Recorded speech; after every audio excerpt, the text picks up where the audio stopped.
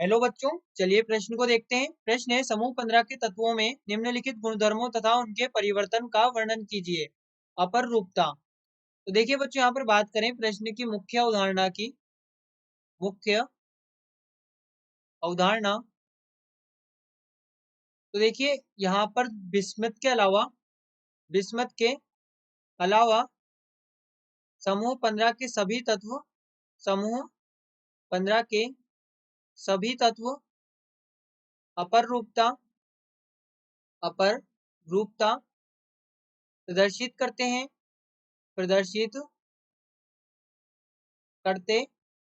हैं।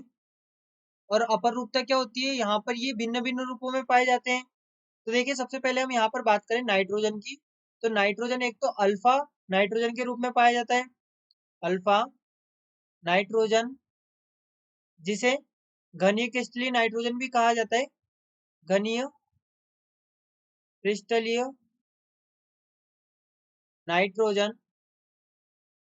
घनीय क्रिस्टलीय नाइट्रोजन भी इसे कहा जाता है। इसके बाद में दूसरा मिलता है बीटा नाइट्रोजन के रूप में। बीटा नाइट्रोजन, जिसे हम षटभुजी क्रिस्टलीय संरचना भी कहते हैं, या षटकोणीय क्रिस्टलीय नाइट्रोजन, या फिर यहाँ पर संरचना लिखना ज्यादा सही रहेगा।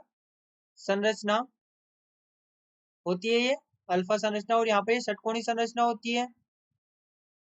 इसके बाद में अगला जो कि फॉस्फोरस है।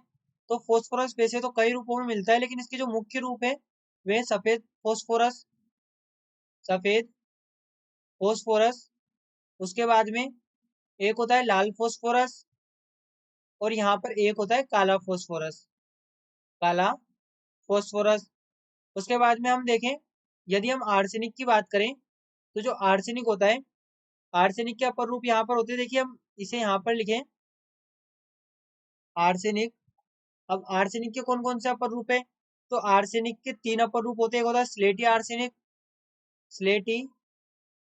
आर्सेनिक। दूसरा यहाँ पर होता है पीला आर्सेनिक। और तीसरा यहाँ पर होता है काला आर्सेनिक। यहाँ पर ये होगा तीसरा, काला आर्सेनिक। इसके बाद में देखिए अगला एंटीमनी, एस बी एंटीमनी। तो यहाँ पर इसके भी 3 अपर रूप होते हैं। एक होता है धात्विक पीला या अल्फा एंटीमनी।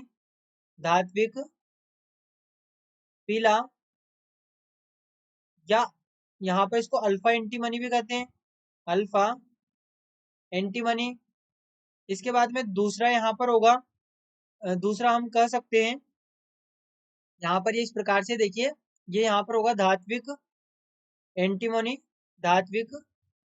एंटीमनी। दूसरा यहाँ पर होता है, दूसरा यहाँ पर ये होगा पीला या अल्फा एंटीमनी। इसके बाद में जो तीसरा यहाँ पर होगा, ये होगा विस्फोटक एंटीमनी। तो ये यहाँ पर अपर रूप होते हैं नाइट्रोजन समूह के। आशा करते हैं आपको प्रश्न समझ आया होगा। धन्यवाद।